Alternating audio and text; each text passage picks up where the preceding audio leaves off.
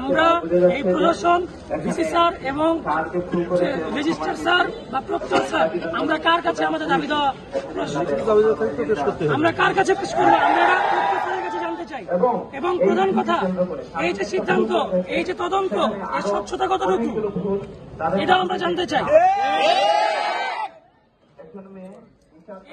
এই যে তদন্ত কিসের ভিত্তিতে করা হয়েছে, কি বেসিস করে স্যারকে বহিষ্কার করা হয়েছে, এবং এখানে আমরা যারা ডিপার্টমেন্টের বেনিফিশিয়ারি আছি, বিভাগের বেনিফিশিয়ারি আছি, যারা ডাইরেক্ট স্টেক হোল্ডার, যারা আমরা, আমাদের মতামত কেন নেওয়া হয় নাই? কারণ যেই বিষয় নিয়ে এই তদন্ত বহিষ্কারাদেশ, যে আন্দোলন চলাকালীন বা আন্দোলনের সময়ে এই আন্দোলনের বিপক্ষে যাওয়া, আমরা শিক্ষার্থীরা যারা প্রত্যক্ষভাবে আন্দোলনের সাথে যুক্ত ছিলাম বা পরোক্ষভাবে যারা যুক্ত ছিল, তারা কেউ কোনো ধরনের হুমকি ধামকি কিংবা কোনো ধরনের বাধার সম্মুখীন আমরা স্যারদের কাছ থেকে হয় নাই।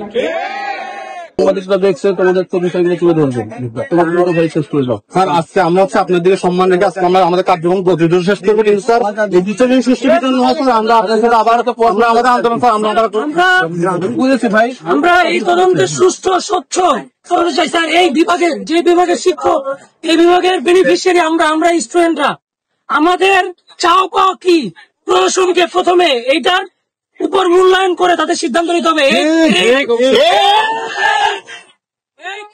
এই ক্যাম্পাসের প্রথম এবং প্রধান বেনিফিশিয়ারি হচ্ছে আমরা শিক্ষার্থীরা আছি বলেই এই ক্যাম্পাস আছে, শিক্ষক আছে, কর্মচারী আছে, প্রশাসন আছে।